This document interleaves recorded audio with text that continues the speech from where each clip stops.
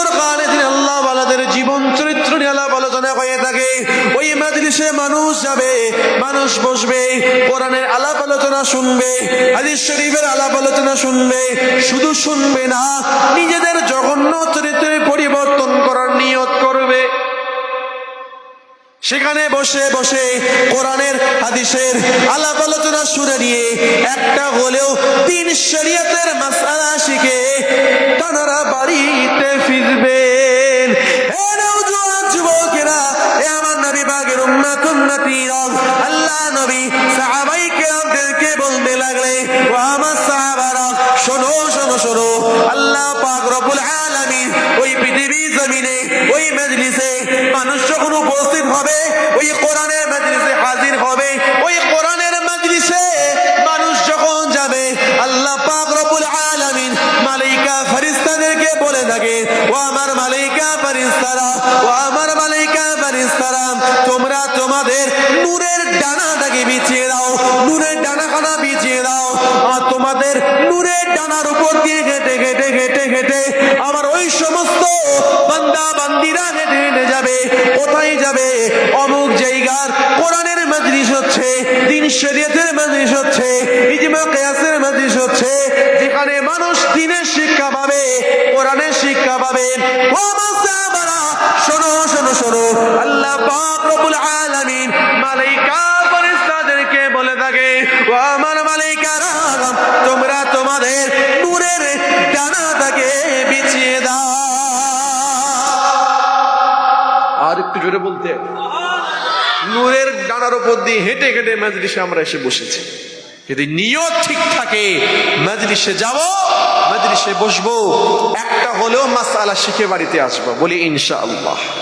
মাসআলা বলতে দ্বীন শরীয়তের মাসআলা, হালাল হারাম সম্পর্কে জানতে পারবো, জায়েজ না জায়েজ সম্পর্কে জানতে পারবো, হক না হক সম্পর্কে জানতে পারবো, সত্য মিথ্যা সম্পর্কে জানতে পারবো, ইনসাফ বেইনসাফ সম্পর্কে জানতে পারবো। দ্বীন শরীয়তের একটা হলো মাসআলা শিখে আমরা বাড়িতে ফিরতে পারবো। এটা হলো সেই জায়গা, পরওয়ারদিগার বেনিয়াজের দরবারে লক্ষ কোটি শুকরিয়া আদায় করি, সেজদা আদায় করি, করি সকলে উচ্চ আওয়াজে আলহামদুলিল্লাহ। লক্ষ কোটি দরুদ ও সালাম সাইয়্যিদুল মুরসালিন, সাইয়্যিদুস সাকালাইন, আফতাবে নবুওয়াত, ফখরে মাওজুদাত, খাতামুন নবিয়্যিন ওয়াল মুরসালিন, ইমামুল হুদা, ইমামুল আম্বিয়া, সাইয়্যিদুল আম্বিয়া, সাকি কৌসর, শাফি মাহশর, হাবিবে লবিবে তাবিব, জনাবে মুহাম্মদ মুস্তাফা আল আরবি সাল্লাল্লাহু আলাইহি ওয়াসাল্লামের উপরে সকলে উচ্চ আওয়াজে আরো একবার পড়ে নি, সাল্লাল্লাহু আলাইহি ওয়া আলিহি ওয়াসাল্লাম। কুরআনুল কারীম থেকে আয়াতে কারিমা তেলাওয়াত করেছি। আল্লাহ নবী সাল্লাল্লাহু আলাইহি সাল্লামের অসংখ্য অমীয় বাণী বুখারী শরীফ থেকে এক টুকরো হাদিস শরীফ তেলাওয়াত রেখেছি আপনাদের খিদমতে, সামনে রেখে আলোচনা। আজকের আমার বক্তব্য, তাকরীরের মূল মাজমুন, বিষয়বস্তু হলো এই পৃথিবীর জমিনে আমরা এসেছি, আমাদের কিন্তু একদিন দুনিয়ার জমিন ছাড়তে হবে। এই পৃথিবীর জমিন আমরা এসেছি, এই পৃথিবীর জমিন আমাদের ত্যাগ করতে হবে। পৃথিবীর জমিন থেকে বিদায়টা আমাদের জন্য ভালো হয়। আমি আপনাদের খিদমতে উদাহরণ দিয়ে শুরু করতে চেয়েছি আজকের আমার আলোচনা। পৃথিবীর জমিনে আমাদের স্কুল আছে, মাদ্রাসা আছে, মাদ্রাসা আছে, স্কুল আছে, সরকারি বলুন বেসরকারি বলুন। আমরা মাদ্রাসায় পড়াশোনা করেছি না করিনি?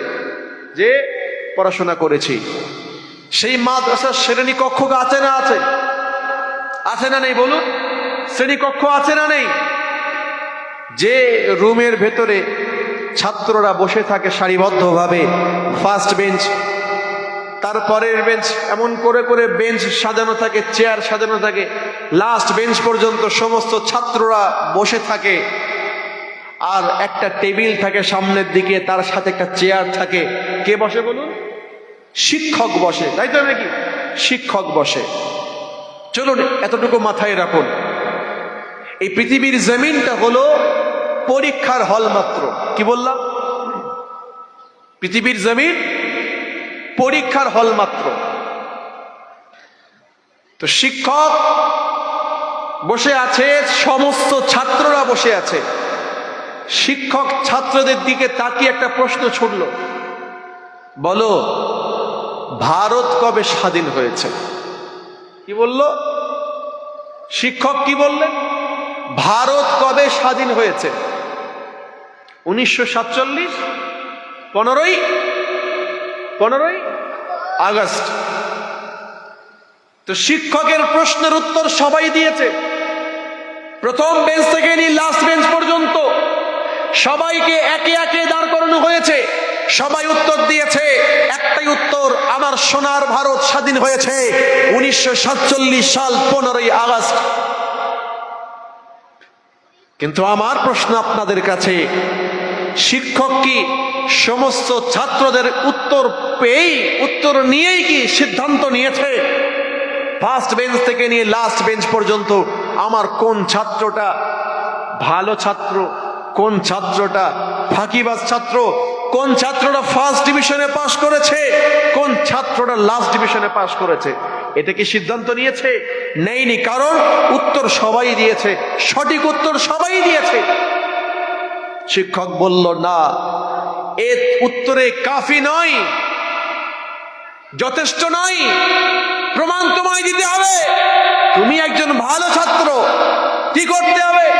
চলে যাও 2 ঘন্টার পরীক্ষার হল, পরীক্ষা দাও, নিজের যোগ্যতা প্রমাণ তুমি করে নাও, নিজের যোগ্যতার প্রমাণ তুমি করে নাও। পরীক্ষার হলে পাঠাচ্ছে, 2 ঘন্টার পরীক্ষার হল। এতটুকু মাথায় রাখুন। চলুন ভাইদের বলে যাই, যুবকদেরকে বলে যাই,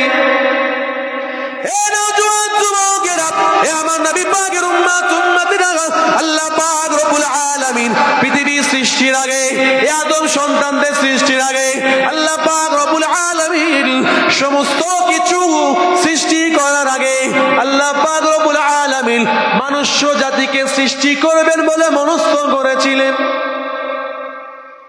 মনস্থ করলেন। মালাইকা ফারিস্তারা রয়েছে, আল্লাহ পাক জিজ্ঞাসা করলেন, অভিমত চাইলেন। মালাইকারা বলল, আল্লাহ আপনি সৃষ্টি করবেন না, তারা পৃথিবীর জমিনে যাবে, মারপিট করবে, খুনোখুনি করবে, দাঙ্গা ফাসাদ লাগিয়ে রাখবে, আল্লাহ আপনার ইবাদত তারা করবে না, কোনো খেয়াল রাখবে না আপনার ইবাদতে। তারা দুনিয়া দুনিয়া দুনিয়া করে পাগল হয়ে থাকবে। যেমন ওই মনুষ্য জাতির আগে ওই পৃথিবীতে আপনি জিন জাতিকে পাঠিয়েছিলেন, তারা যে অবস্থায় করেছিল পৃথিবীর জমিনে, ঠিক তেমনি আপনি জিন জাতিকে সরিয়ে দিয়ে, অদৃশ্য করে দিয়ে মনুষ্য জাতিকে আপনি নিয়ে আসছেন, সৃষ্টি করছেন আল্লাহ। তারা ঠিক তাদের মতনই করবে, দুনিয়ার জমিনে গিয়ে মারপিট করবে, খুনোখুনি করবে, দাঙ্গা হাসাদ ফাসাদ লাগিয়ে রাখবে, আপনার ইবাদত তারা করবে না, খেয়াল রাখবেন। আল্লাহ বানাবেন না আদম সন্তানদেরকে। আল্লাহ পাক কি বললে, ইন্নী আ'লামু মা লা তা'লামু। ও আমার মালাইকা ফেরেশতারা শোনো, আমি রব্বুল আলামিন যেটা জানি তোমরা সেটা জানো না। একবার জোরে বলা গেল না সুবহানাল্লাহ।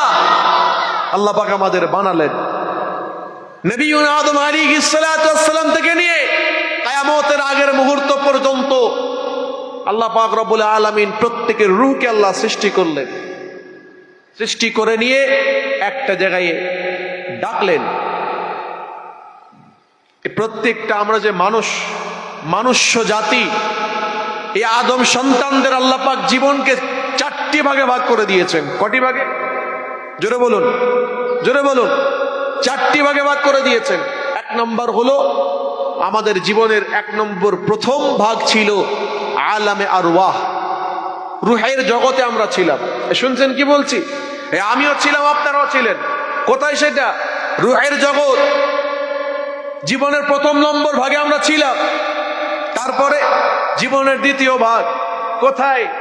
আলামে আরহাম, ইয়ানি মায়ের পেট, রেহেম, মায়ের পেটে আল্লাহ পাঠালেন। আলামে আরওয়াহর পরে প্রথম জীবন রূহের জগৎ, সেখান থেকে আসলাম গর্ভের জগতে, মায়েদের পেটে, মায়ের পেটে। সেখান থেকে আমাদের জীবনের 3য় নম্বর ভাগ আল্লাহ পাক আমাদের পাঠালেন আলামুদ দুনিয়া। এই দুনিয়ার জগতে আমরা এসেছি, পৃথিবীর জমিনে আমরা আছি, এটা হলো আমাদের জীবনের 3 নম্বর ভাগ চলছে। জীবনের 3 নম্বর ভাগ, এখান থেকে আমাদের জীবনের শেষ নম্বর ভাগ, লাস্টতম ভাগ, শেষতম ভাগ হলো আলামে বারজাখ। আলামে বারজাখ, যেটা মৃত্যুর পর থেকে নিয়ে কবর থেকে যে জগৎটা শুরু হয়েছে অনন্তকালের জন্য, চিরকালের জন্য, সারা জীবনের জন্য, সেটা হলো আলামে বারজাখ, আখিরাতের জগৎ। এটা হলো বান্দা বান্দির একটা জীবনকে আল্লাহ ভাগ করে দিয়েছে। তো সে আলামে আরওয়াতে, রুহের জগতে আল্লাহ পাক সবাইকে সৃষ্টি করলেন, করে সবাইকে দাঁড় করিয়ে একটা প্রশ্ন ছুড়েছিলেন। ওই ক্লাসে, মাদ্রাসার স্কুলের ক্লাসের শিক্ষক যেমন ছাত্রদের প্রশ্ন ছুড়েছিল, বলো ভারত কবে স্বাধীন হয়েছে, উত্তর সবাই দিয়েছিল।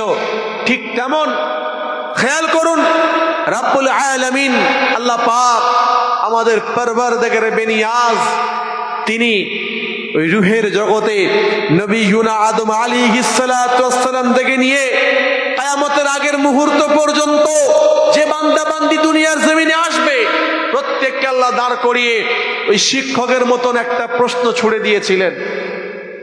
প্রশ্নটা কি ছিল? আলাস্তু বিরাব্বিকুম, তোমরা কি আমাকে রব বলে মানো, আমাকে প্রভু বলে মানো? ভাইদের বলে যাই, যুবকদেরকে বলে যাই, আল্লাহ পাক রব্বুল আলামিন বান্দা বান্দীদের দিকে তাকিয়ে প্রশ্ন করা ছুড়ে দিয়েছিলেন। আলামে আরওয়াতে, রুহে জগতে আমরা সে জায়গায় দণ্ডায়মান ছিলাম, আমিও ছিলাম, আপনারাও সেই জায়গায় দাঁড়িয়ে আল্লাহ পাকের সম্মুখে দাঁড়িয়েছিলাম। আল্লাহ পাক রব্বুল আলামিন আমাকে জিজ্ঞাসা করেছিলেন, আপনাদেরকেও জিজ্ঞাসা করেছিলেন।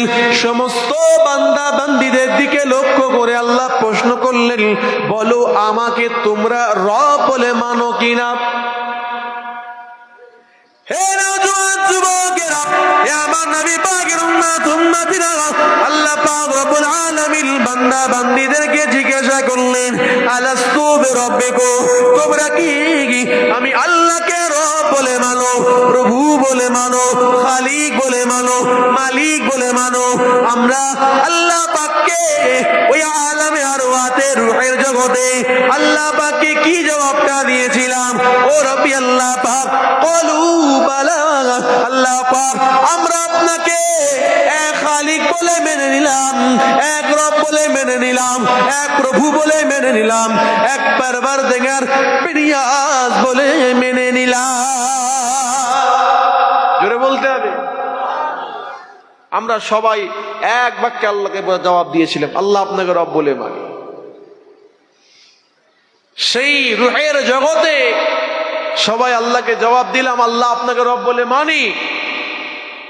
শিক্ষক ছাত্রদের সময় বেঁধে দিলেন, পরীক্ষার হলে পাঠিয়ে দিলেন, যাও 2 ঘন্টা তোমাদের সময় দিলাম, এই 2 ঘন্টার মধ্যে তোমাকে প্রমাণ করতে হবে তুমি একজন ভালো ছাত্র।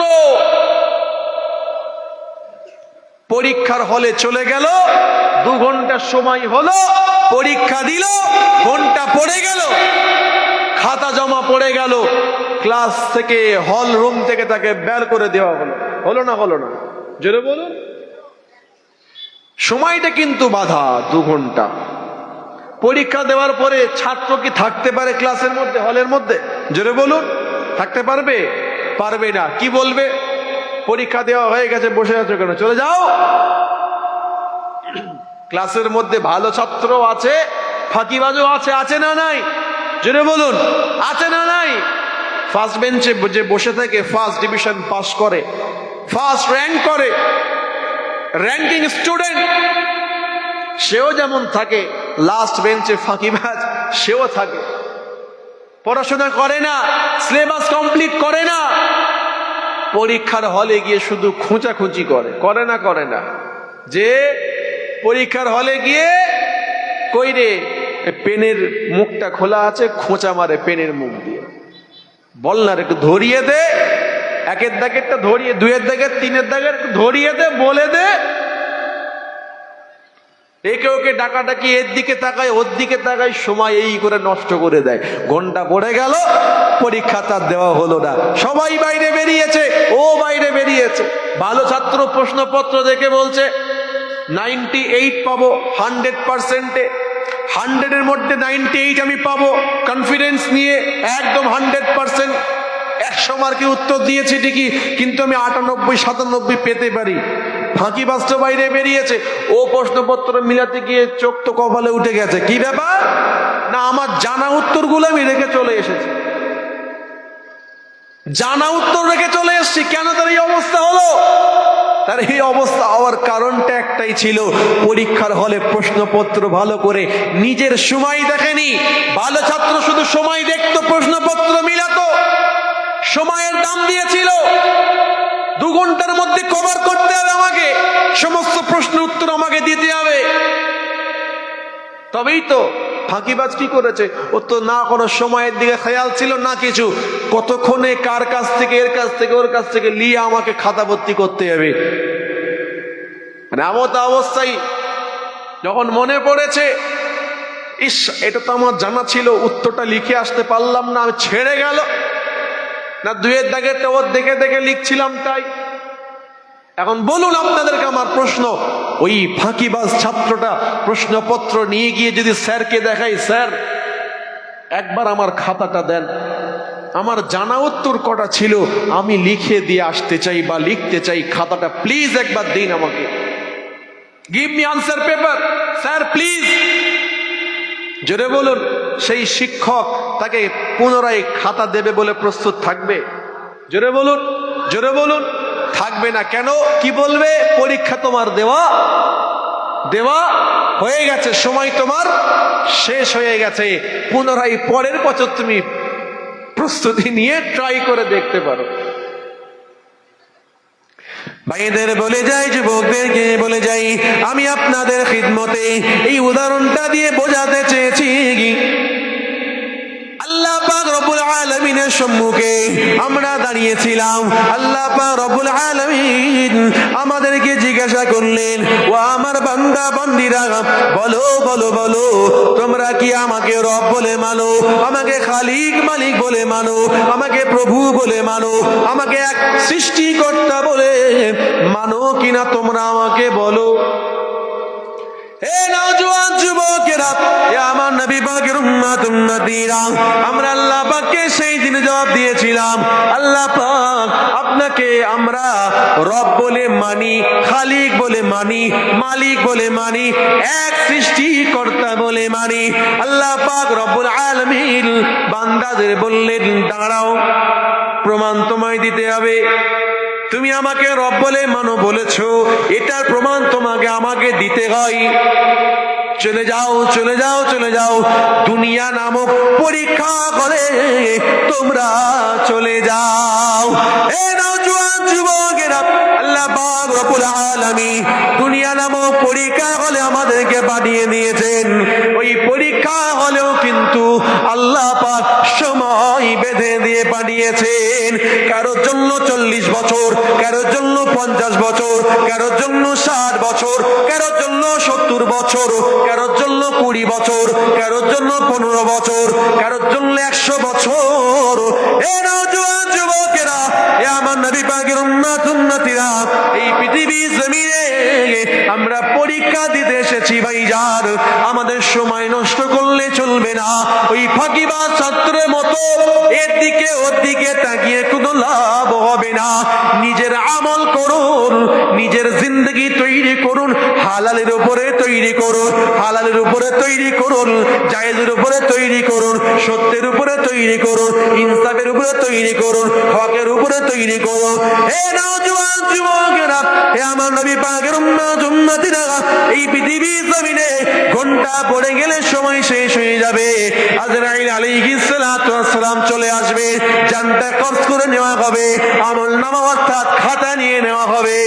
এই পরীক্ষার হল থেকে আপনাকে বের করে দেওয়ার প্রস্তুতি শুরু হয়ে যাবে। হবে না? হবে না? জোরে বলতে হবে। রেখে দেওয়া হবে। হে নওজোয়ান যুবকেরা, হে আমার নবী পাকের এই পৃথিবী নামক পরীক্ষা হল থেকে বিদায় নিয়ে চলে যাওয়া পরেতে ওই ক্লাসে ফাঁকিবাজ ছাত্ররা পরীক্ষা হল থেকে বাইরে বেরিয়ে যাবে। বাইরে বেরিয়ে গিয়ে চিন্তা করছে, আমার জানা উত্তরটা দেওয়া হলো না, আমি জানতাম, আমার জানা ছিল উত্তরটা কিন্তু দিতে পারলাম না।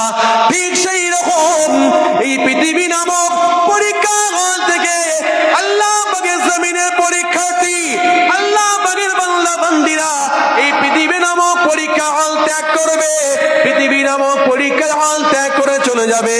কিন্তু তারা হাজারবার চেষ্টা করলেও হালাল পথে চলতে পারবে না, হারাম ছাড়তে পারবে না। হাজারবার চেষ্টা করলো নামাজ পড়তে পারবে না, হাজারবার চেষ্টা করলো রোজা রাখতে পারবে না, হাজারবার চেষ্টা করলো হজ আদায় করতে পারবে না, যাকাত দিতে পারবে না, কোরবানি আদায় করতে পারবে না। এই দুনিয়া জমিনে মানুষের হক নষ্ট করেছে, সেই হক পুনরায় ফেরত দিতে পারবে না। এই দুনিয়া জমিনে গুনাহ করেছে, আর গুনাহ তওবা করে নিতে পারবে না। জানে তার জানা উত্তর ছিল এগুলো, তার জানা উত্তরগুলো সে কিন্তু ছেড়ে চলে গিয়েছে, আর কোনো সুযোগ নাই, আর কোনো সুযোগ নাই, আর পুনরায় ফিরে আসতে পারবে না। পুনরায় ফিরে এসে আর নামাজও পড়তে পারবে না, আর পরীক্ষাও দিতে পারবে না। কিয়ামতের দিন আল্লাহকে ওই সমস্ত বান্দারা বলবে, আল্লাহ কাশ যদি নামাজ আমি পড়ে আসতাম, কাশ যদি ওই মানুষের পিছনে আমি না ছুটতাম। ওই মানুষ যে সেই দিন আমরা বলবো, কাশ যদি আমরা ওই মানুষের পিছনে না ছুটতাম। তাই আপনাদের খিদমতে বলতে চেয়েছি, আল্লাহর পাক কালামুল্লাহ শরীফ আল্লাহ জানাচ্ছেন, ইয়া আইয়ুহাল্লাযীনা আমানুত্তাকুল্লাহ হাক্কা তুকাতিহ ওয়া লা তামুতুন্না ইল্লা ওয়া আনতুম মুসলিমুন ইলা আখিরিল আয়া। আল্লাহ পাক বললেন, বান্দা তোমরা আমি আল্লাহকে ভয় করো। কি করতে বললেন? ভয়, অন্তস্থ, দুটো শব্দ ভয়। একটা হচ্ছে আল্লাহকে ভয় করতে হবে, ভয় করা নয়, হাক্কা তুকাতিহ, ভয় করার মতন করে ভয় করতে হয়। শুনছেন কি বলছি? আমাকে জিজ্ঞাসা করবেন আপনি, আমি বলবো। আমাকে আপনি জিজ্ঞাসা করবেন, আমি বলবো আমি আল্লাহকে ভয় করি, আমি আল্লাহকে ভয় করি। আপনাকে জিজ্ঞাসা করলে আপনিও বলবেন আমি আল্লাহকে ভয় করি। কিন্তু এই ভয়টা কি সেই ভয় যে ভয় আল্লাহ নবী সাহাবারা খেয়েছিলেন, যে ভয় আল্লাহ নবী সাহাবারা করতেন, যে ভয়ে বুজুর্গান দিন আল্লাহ ওয়ালারা করেছিলেন, যে ভয় জামানার মুজাদ্দিদরা করেছিলেন, যে ভয় যুগে যুগে ইমামরা করেছিলেন? এটা কি সেই ভয়? না। যদি এটা সেই ভয় হতো, আমার পাটা হারামের দিকে যেত না, আমার হাতটা হারামের দিকে যেত না, আমার হাত আমার জবান মিথ্যার দিকে যেত না, আমার পদক্ষেপ অন্যায় অবিচার অত্যাচার জুলুমবাদীর পক্ষে যেত না। যদি আমাদের অন্তরে আল্লাহর ভয়, সেই ভয় যদি আমাদের অন্তরে থাকতো, বিশ্বাস করেন আল্লাহ পরক্ষণে বললেন, ওয়ালা তামুতুন্না, তোমরা মৃত্যুবরণ করো না, মরো না, ইল্লা ওয়া আনতুম মুসলিমুন, যতক্ষণ না প্রকৃত মুসলমান হচ্ছে, যতক্ষণ প্রকৃত মুমিন, প্রকৃত মুসলমান হতে পারছো, ততক্ষণ মৃত্যুবরণ করো না। কেমন ভয় তারা করেছিলেন? সিদ্দিক আকবর রাদিয়াল্লাহু তাআলা আনহু আল্লাহ নবীর জলিল কদর সাহাবা ছিলেন, আশারায়ে মুবাশশিরা 10 জন সাহাবার একজন ছিলেন সিদ্দিক আকবর রাদিয়াল্লাহু তাআলা আনহু। ইসলামের প্রথম খলিফা তিনি ছিলেন। সেই সিদ্দিক আকবর রাদিয়াল্লাহু তাআলা আনহু নামাজ পড়াচ্ছেন, পিছনে সাথী সঙ্গীরা দাঁড়িয়ে আছেন। পিছনে দাঁড়িয়ে ক্লাসের মধ্যে শিক্ষককে ভয় করতে হবে, শিক্ষকের ভয় যতক্ষণ না অন্তরে তৈরি হচ্ছে ততক্ষণ ভালো স্টুডেন্ট, ভালো ছাত্র হওয়া কিন্তু সম্ভব নয়।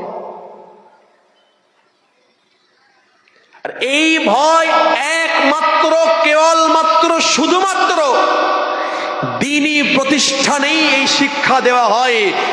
আল্লাহর কোরআনের শিক্ষা, আল্লাহর নবীর হাদিসের শিক্ষা, আল্লাহর কোরআনের শিক্ষার মাধ্যম দিয়েই কিন্তু আল্লাহর ভয় অর্জন করা সম্ভব।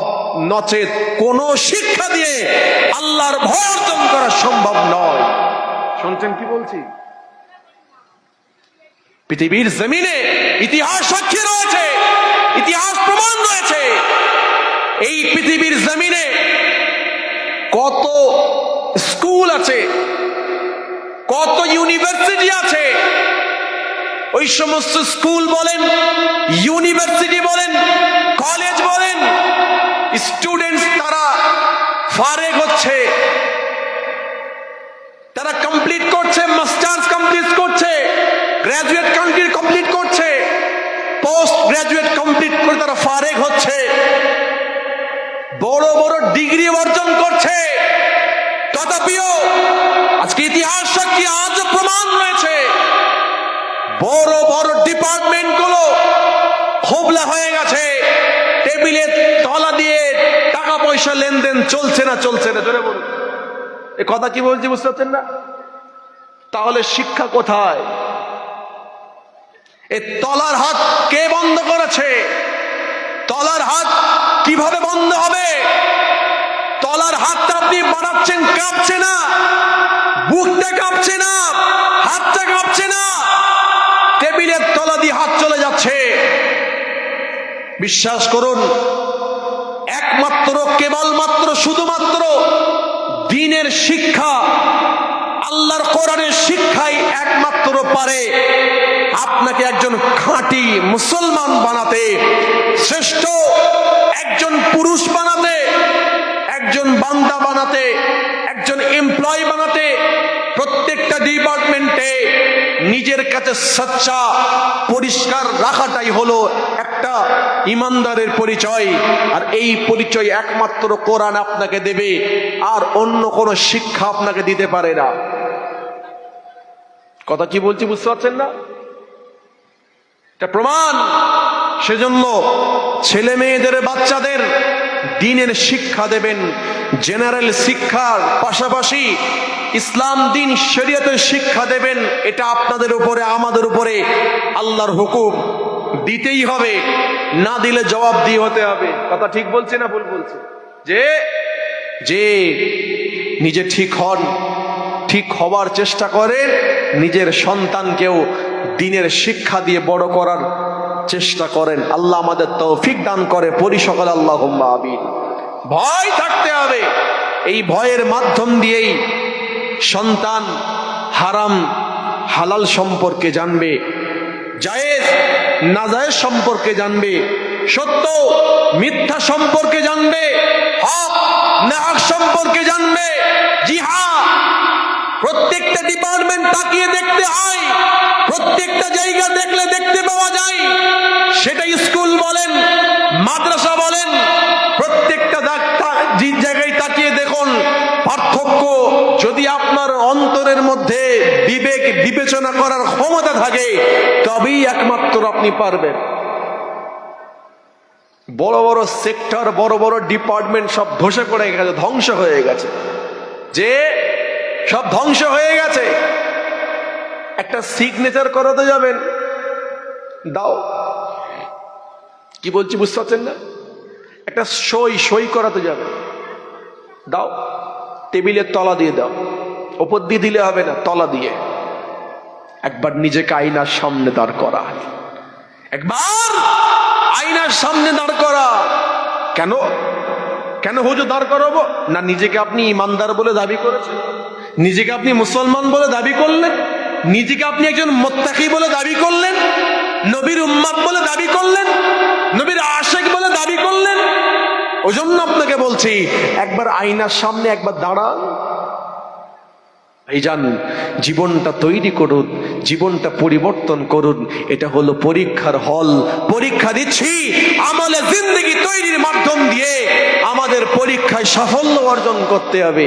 হকের উপরে থেকে, হালালের উপরে থেকে, জায়েজের উপরে থেকে, ইনসাফের উপরে থেকে আমরা ইনশাআল্লাহুল আজিজ, আল্লাহ চাইতো আমরা আমাদের জীবনটা তৈরি করব পরে ইনশাআল্লাহ।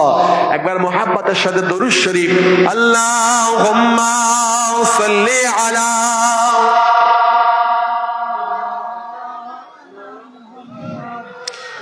ওয়ালা আলি সাইয়্যিদিনা।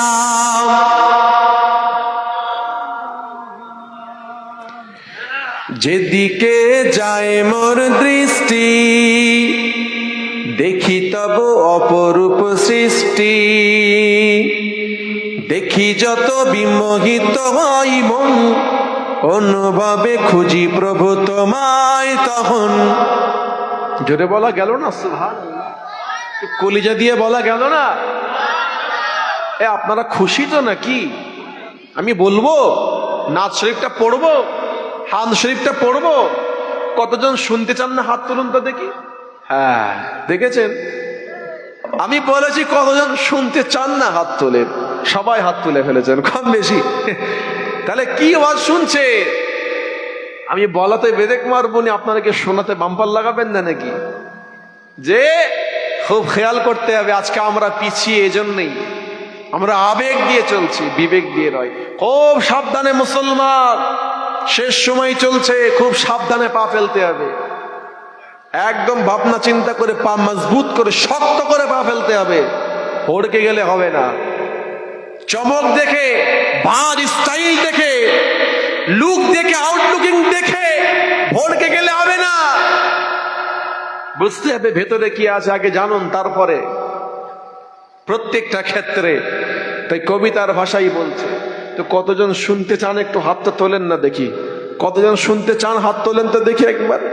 নারে তাকবীর। রাত 12টা বেজে গেছে। তা আমাদের গলার আওয়াজের 12টা বাজলো কেন? হ্যাঁ, একটু মোহাব্বতের সাথে জানটা মনটা খুলে দেন না। নারে তাকবীর। পিছনের ভাইরা সব ফাঁকি মারছে, আমি বুঝতে পারছি।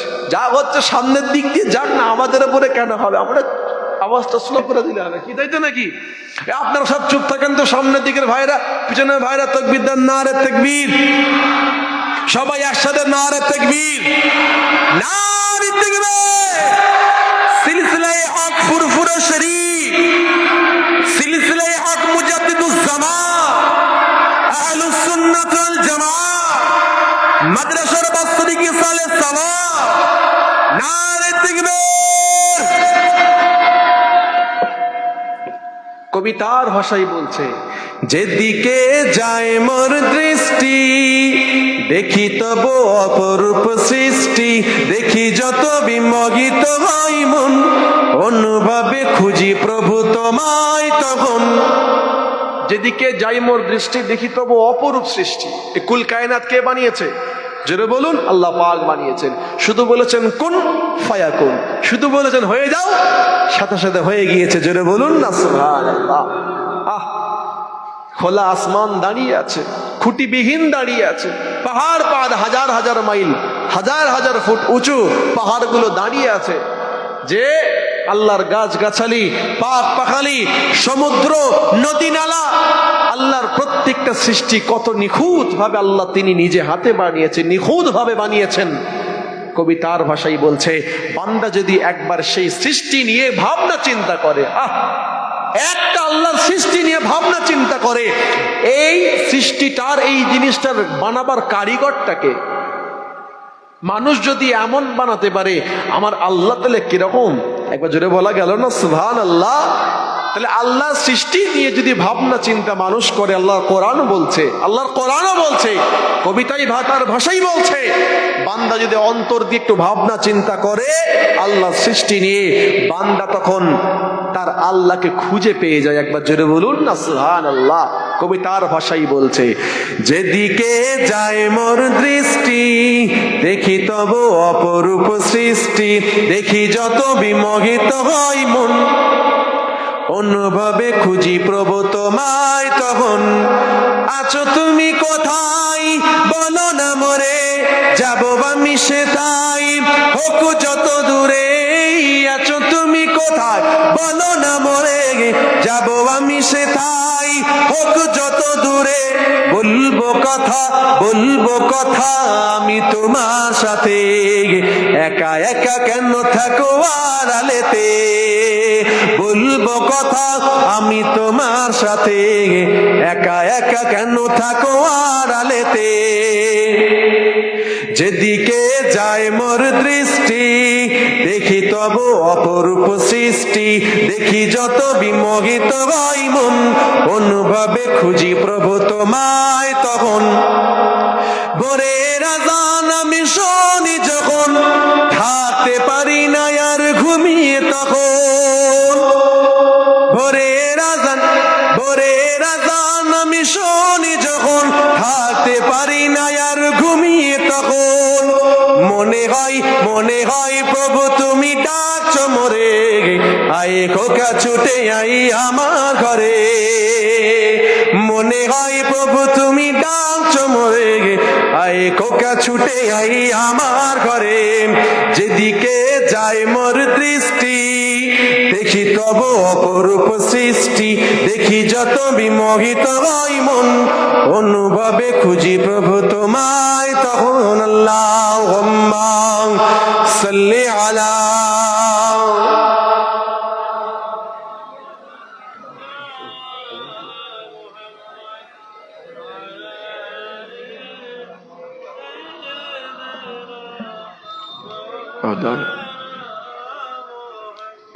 মাশাআল্লাহ মাশাআল্লাহ। সকলে একটু তাকবীর দিন না, নারে তাকবীর, নারে তাকবীর। সিলসিলায়ে হক মুজাদ্দিদুজ জামান আহলুস সুন্নাত ওয়াল জামাআহ জনাব হযরত মাওলানা মুহাম্মদ মুজাফফর হোসেন সাহেব, নারে তাকবীর, নারে তাকবীর। মাশাআল্লাহ মাশাআল্লাহ। আপনাদের খিদমতে তাশরীফ এনেছেন আপনাদের সকলের সুপরিচিত আমার চাচাজি জনাব হযরত মাওলানা মুহাম্মদ মুজাফফর হোসেন সাহেব মুজাদ্দিদ জামান দাদা হুজুর পীর কেবলা রাহমাতুল্লাহ আলাইহির সিলসিলার একজন একনিষ্ঠ খাদিম। দোয়া রাখবেন। যাই হোক, গুনাহগার আপনাদের খিদমতে ছিলাম। ফুরফুরা শরীফ থেকে, বেলপাড়া সৈয়দিয়া দরবার থেকে এসেছিলাম আপনাদের ছোট ভাইয়ের মতো নগণ্য। দাদা হুজুর রহমাতুল্লাহ আলাইহির একজন নগণ্য গোলাম আপনাদের খিদমতে এসেছিলাম। দু চার কথা আলোচনা রেখেছি, একটা বিষয়ের উপর আলোচনা রেখেছি। পৃথিবীর